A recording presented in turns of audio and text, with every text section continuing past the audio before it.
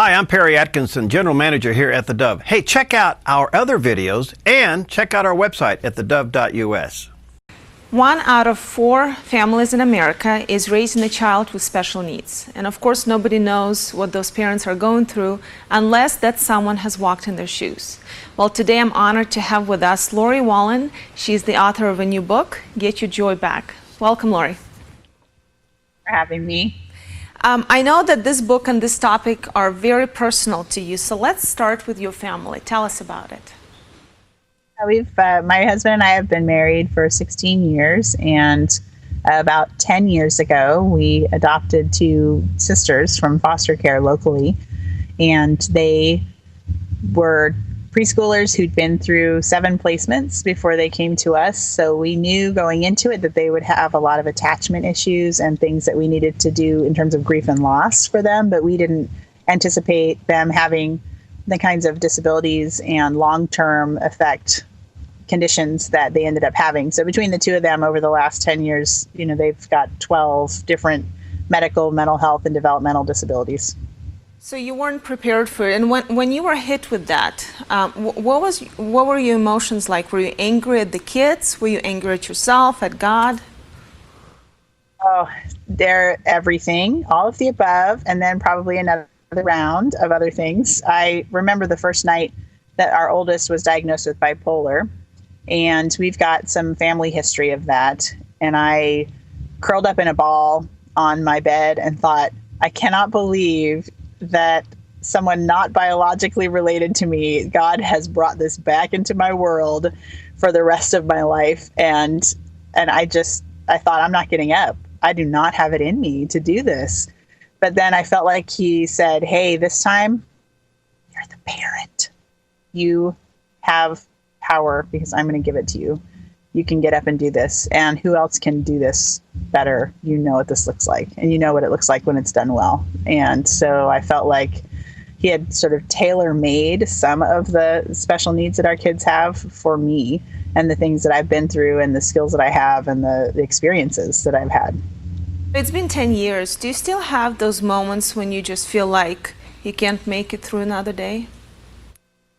Yeah, I mean, the thing with disability is that it doesn't always come to light the first time you give it a try. You want to go to these specialists and you know that there's something not quite right with your child, but you have to go through that sort of requisite 1.5 years of trying parenting strategies, trying different diet, trying different vitamins, trying different sleep routines, all the different things that we do to kind of see if we can make it work on our own. And then at some point you realize, I think at some point I went way outside of what's normal for a parenting experience, and it's okay to get some help at this point.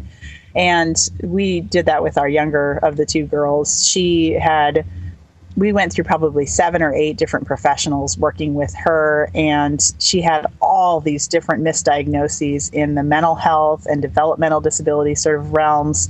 And it turns out just a year ago, 9 years after we had her, and after multiple psychiatric hospital placements and 1.5 years in a residential psychiatric facility, that she has epilepsy. And, the seizures were manifesting like mental health disorders and things like that, and attention deficit and all of that, because it was affecting that part of her brain. And so in effect, she has all of those other diagnoses, but none of the traditional treatments work. And so she's been kind of an enigma, and it just keeps unfolding. There's always a new adventure.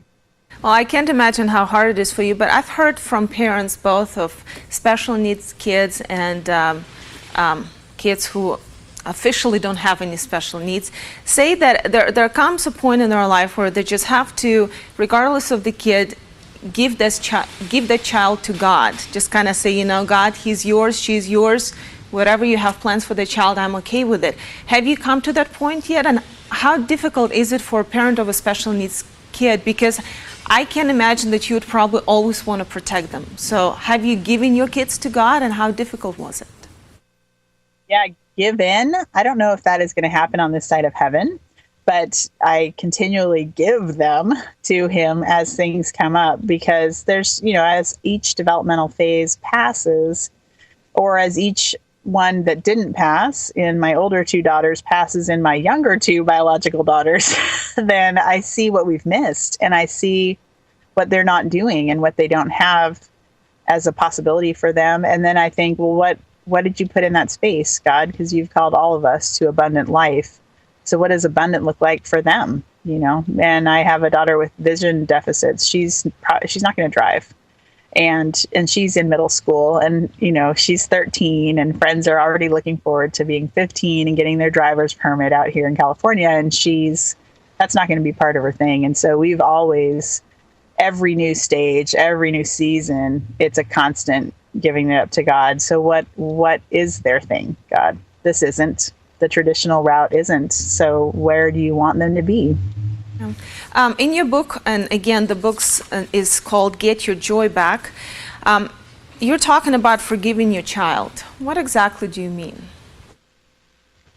This is a really tricky place, and I knew that it was going to dig up some stuff for parents, and I've already gotten feedback from people who've read emails and things that said, I got stuck on this chapter, and I was there for a few weeks, because it's hard to admit, especially as a person of faith, that you have feelings about things, that taking care of a child who's way more than you expected actually makes you mad sometimes, and you sense the loss of the freedom that you might have had. You watch your friends and their kids getting into upper elementary, where their kids can wake themselves up with their alarm, and yours is not going to be there. So you've got a toddler for the rest of your life, and it's okay for us to say, I resent this. I wish it was different. I wish you could do more. I wish my efforts mattered more and made a bigger difference to you. I wish everything. There are so many losses, little losses, big losses that we go through. And because we're not a culture that grieves well or intentionally, then we don't really know what to do with those feelings. So we just feel bad about ourselves instead, and just think, well, why do I feel like this? My kid didn't ask for this. They're a child, of course they're not trying to be hard. And even if they kind of are, because they have developmental or behavior disabilities like we've got going on, where it's kind of like, is this your choice, or is this only what you're able to do? And there's this sense of like, are you trying to make this hard on us?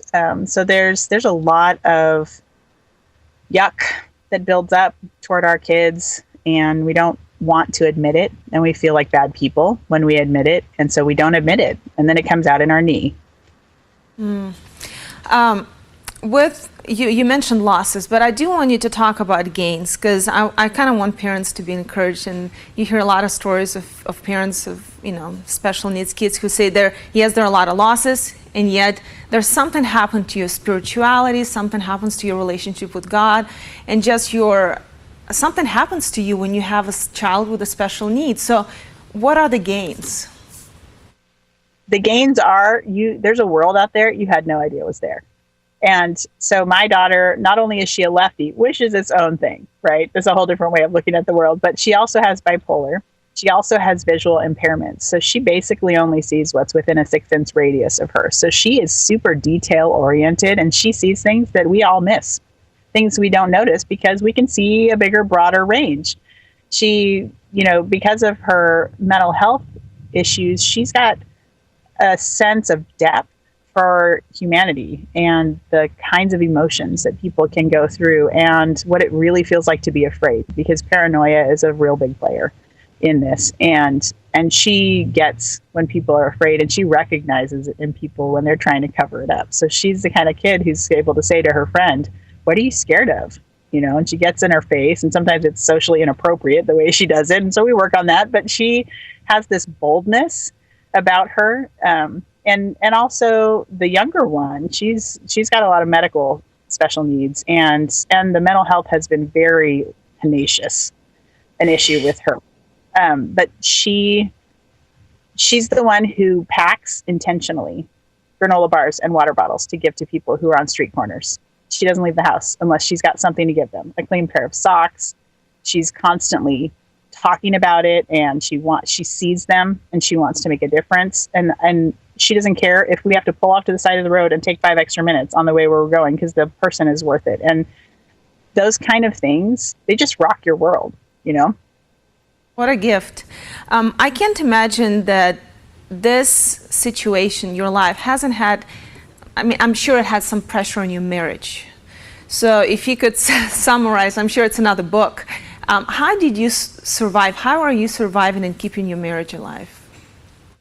Well, the hidden, that no one knows, but the hidden original title for the chapter that starts off with forgiving your spouse was when you feel like a single parent.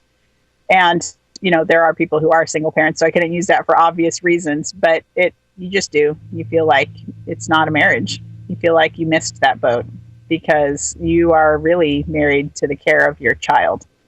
And for all intents and purposes, that is your significant other for the rest of their life, as long as they need you. And so you're almost married to two people. One who's supposed to be a functional person who you kind of hope will come riding in on their shining white horse and take care of you and sweep you up into your fictitious, this doesn't stink land. And it doesn't happen. And you're still struggling. And they don't understand how they lost their spouse to this situation. And there's confusion and there's isolation and it gets very heavy at times. And there can be a lot of blame that gets thrown back and forth. The parent who's in it every day blames the other one for not being there enough. The one who's not in it every day and who's going to work trying to pay for all the therapeutic and medical bills is coming in cold turkey to situations where they haven't been to all the IEPs and therapeutic meetings and suggesting a parenting technique that isn't going to work for the child, but the other parent only sees, the ignorance as being obtuse. And depending on how depleted the primary caregiver is, it can come across as aggression and deliberate hurtfulness. So if we're not taking care of ourselves, marriage is going to tank. And it's just a whole different dynamic to have two significant others. Well, I know that your book is packed with advice. It has stories and interviews with, I think, 70 or so other families. So I would highly encourage anyone who has special needs children in their life or knows somebody, get a hold of this book. The book is called Get Your Joy Back by Laurie Wallin. And Laurie, thank you so much for being with us today. Thanks for having me.